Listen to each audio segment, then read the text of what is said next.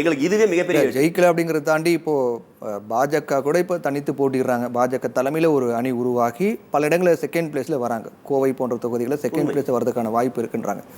ஆனால் பல ஆண்டுகளாக தமிழ் மக்களுக்காக பேசிக் கொண்டிருக்கக்கூடிய ஒரு கட்சியாக இருக்கக்கூடிய நாம் தமிழ் கட்சியும் ஒரு செகண்ட் பிளேஸ் கூட வர முடியலைங்கிற வருத்தம் இல்லையா? அது கண்டிப்பா இருக்கு. ஆனால் நாங்கள் என்ன சொல்றோம், நியாயமான போட்டியா இது?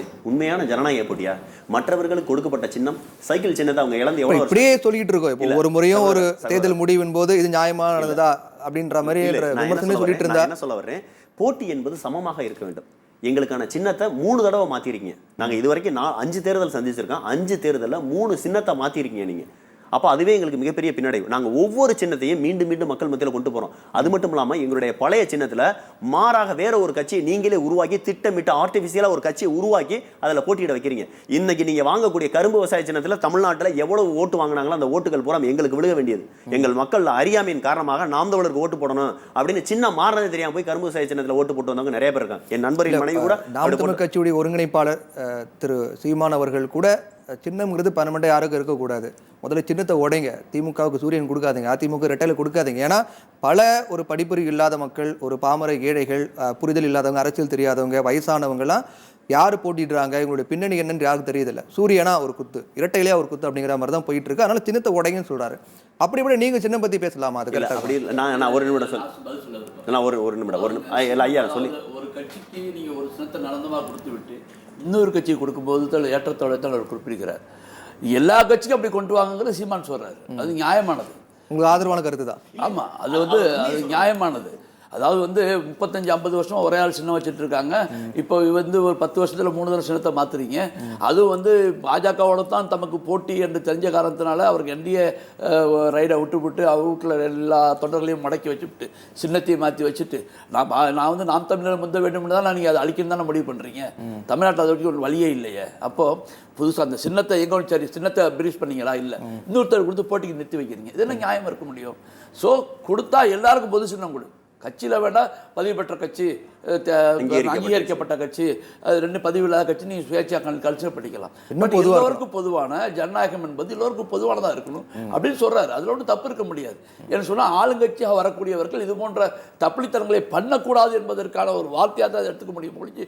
அதற்காக நீங்கள் நிரந்தரசனம், நீ நிரந்தரசனம் கொடுக்கும் வரை எனக்கு கொடு, நீ சோறு திங்க வரை எனக்கு சோறு போடு. நீ மட்டும் சோர்த்துட்டே இருக்கு, நான் பட்டினி கிடக்குன்னு சொன்னால் எப்படி நியாயமாகும்? அது தவறு. அதனால் அவர் சொல்றது நியாயம். அவரை முடக்க பார்த்தார்கள். ஏன்னு சொன்னால் உண்மையை எடுத்து களமாடுவதில் எதிர்த்து நிற்கிற காரணத்தினால முடக்க பார்த்தார்கள். அதற்கான வார்த்தை தான் சீமானுடைய வார்த்தையை ஒழிய எல்லோருக்கும் பொதுவான வார்த்தை, அவருக்கான வார்த்தை இல்லை. அதற்காக அவர் சின்னத்தை இழந்து விட்டு நிற்க வேண்டிய அவசியம் இல்லை. சகோதரர் பின்னாடி கண்டிப்பா இன்னொன்னு சொல்லணும்னா அந்த சின்னமே தெரியாத சின்னமாக, அதாவது அடையாளப்படுத்த முடியாத சின்னமா இருக்கு. நான் உங்கள்கிட்ட ஒண்ணு கேட்கிறேன். இப்ப நம்மளுடைய பிரச்சாரம் பண்ற எல்லார் கையிலும் இருக்கு அப்படிங்கிற மாதிரி சொல்லி, நீங்களும் மைக்ல தானே பேசுறீங்க, நானும் மைக்ல தானே பேசுறேன். எங்களுக்கு கொடுத்த சின்ன அந்த மைக்கா? இன்னைக்கு டெக்னாலஜியில இந்த மைக் இருக்கு. எத்தனை வகையான மைக்கு நம்ம மாத்தி வந்துட்டோம். இன்னும் அந்த சின்னத்தை என்ன வச்சிருக்காங்க, ஒரு காலத்தில் சுதந்திரம் அடைஞ்ச போது இந்தியாவில் கல்வி அறிவு ரொம்ப குறைவு. அந்த காலகட்டத்தில் படிக்க தெரியாத கல்வி அறிவு இல்லாத மக்களுக்கு வேட்பாளருடைய பேரோ கட்சியினுடைய பேரோ சொன்னால் அவங்களுக்கு வாசிக்க தெரியாது, படிக்க தெரியாதுக்காக அவங்களுக்கு புரியுற மாதிரி அவங்களுக்கு தெரியறதுக்காக ஒரு பொருள் அடையாளமாக வச்சு இந்த பொருள் தான் இந்த நபருக்கு உங்களுக்கு விருப்பம் இருந்தால் இந்த பொருள் மேலே இந்த சின்னத்தின் மேலே வாக்கு செலுத்துங்கன்னு ஒரு காலத்தில் கொண்டு வந்தாங்க. அதவே சுதந்திரம் அடைஞ்ச 70 ஆண்டு 80 ஆண்டுக்கு இன்னும் அதை வச்சு ஓட்டுவீங்கன்னா என்ன முறை? சரி, சின்னத்தனாச்சும் மாத்துறீங்களே, மாற்றும் போது புதிதாக இருக்கிற காட்டுறீங்களா? டிவி சின்னம்னு ஒன்று இருக்கு. அப்படி ஒரு டிவி நீங்கள் பார்த்துருக்கவே முடியாது. பழைய காலத்தில் டிவின்னு மார்கோனி கண்டுபிடிச்சார் பார்த்தீங்களா, அந்த டிவி என்ன வரையும் வச்சிருக்கேன். ஒருவேளை அதுதான் மார்கோனி கண்டுபிடிச்ச டிவியாக இருக்கும் போல. அதே மாதிரி தான் இந்த மைக் சின்னம். நாங்கள் தேடி போய் எங்கள் பிரச்சாரத்துக்காக எங்களுக்கு கொடுத்த மைக் சின்னம் அதே மாடலை தேடி வாங்கி கொண்டு வந்து பண்ணோம். இப்போ சத்தியம் தொலைக்காட்சியில் ஓடிட்டு இருக்கு. நாம் தமிழருக்குரிய மைக் சின்னம் யாருக்கு அது மைக்குன்னு தெரியுதா பாருங்களேன், சோளக்கருது மாதிரி தெரியும். நீங்கள் வேணா பாருங்க, நீங்கள் பின்னாடி திரும்பி பாருங்க, சோளக்கருது மாதிரி தெரியும். இதெல்லாம் சகோதரர் எங்களை வீழ்த்துவதற்காக, இங்கே பாருங்க, பிஜேபி என்ற ஒரு கட்சி ஜெயிப்பதற்காக ஒரு கட்சியை இங்கே அழிச்சிட்டு வந்துட்டு இருக்கு. அதிமுகன்ற ஒரு கட்சியை அழிச்சாங்க, மாற்றி ரெட்டலையை பறிச்சாங்க, கட்சியை உடைச்சாங்க, 2 கட்சியா 3 கட்சியா மாத்தினாங்க. இப்போ அந்த கட்சியில் இருக்கக்கூடிய 3 முறை முதலமைச்சராக இருந்த நபரை பலாப்பழத்தை கொடுத்து ரோட்டு கொண்டாந்துட்டீங்க, தெரு கொண்டாந்துட்டீங்க. அப்போ உங்களுடைய வளர்ச்சிக்காக ஒரு இனத்தை துண்டாடுறீங்க, ஒரு மொழியை துண்டாடுறீங்க, ஒரு வழிபாடு, ஒரு மதத்தை துண்டாடுறீங்க, அதோட சேர்த்து ஒரு கட்சி அழிக்கிறீங்க. ஒரு கட்சியை உடைக்கிறாங்க அப்படின்னு திமுக உடைக்க முடியாது. இல்ல, திமுக உடைக்க முடியும். காலம் பதில் சொன்னோம். இன்னைக்கு திமுகன்ற ஒரு குடையின் கீழ இருக்கு. நாளைக்கு இதே பிரச்சனை திமுக வராதுன்னு நினைக்கிறீங்களா? இதே பிரச்சனை திமுக வராதுன்னு நினைக்கிறீங்களா? நாளைக்கு கனிமொழி போர்க்கடித்துக்குனா என்ன பண்ணுவீங்க? தயாநிதி மாறன் கலாநிதி மாறன் போர்க்கடித்துக்குனா என்ன பண்ணுவீங்க? நாளைக்கு ஐயா ஸ்டாலின் அவர்களுடைய மருமகன் தூக்க மாட்டாரு, என்ன நிச்சயம்? திமுக உருவானது திமுக உடைந்து தான் மதிமுக உருவானது. இல்ல, அவர் சொல்ற இப்ப இருக்க திமுகவை. இல்ல எந்த காலத்துல குடும்ப எல்லா திமுக. கட்சிகளுக்கும் அது உண்டு.